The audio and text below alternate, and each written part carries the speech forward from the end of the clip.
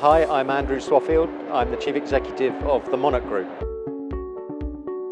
So I've been invited to talk on a panel discussing Brexit and its impact on the travel industry, both inbound and outbound. Well, if we think about things like the liberal aviation market in Europe, the freedom of flying anywhere in Europe, which has been created by the European Common Aviation Area, for example, which has brought airfares down over the last 20 years and seen the massive growth in air travel, that is dependent upon agreements inside the EU.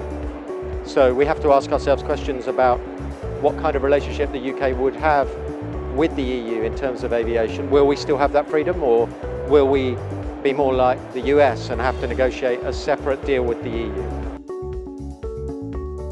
Well, the freedom of flying from the liberalisation of the air travel market and the impact of that is very important. We also need to think about visa-free travel. So will people still be able to travel between Europe and the UK free from any hindrances?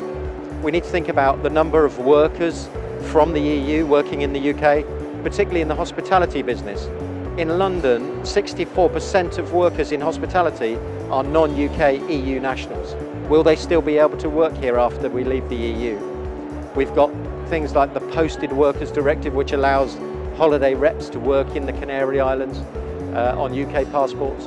Will they still be allowed to do that?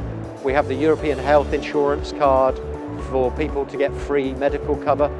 And we have a whole bunch of regulations for financial monitoring of travel firms. So there's a whole load of stuff.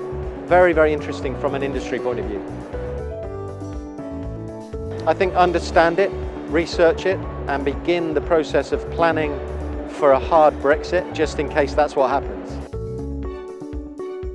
Well, I think it's probably going to be no real substantive change for the next couple of years, whilst we trigger Article 50 and go through this 2-year process.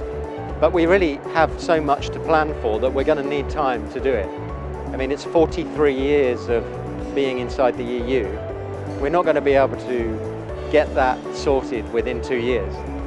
So the process is going to take some time.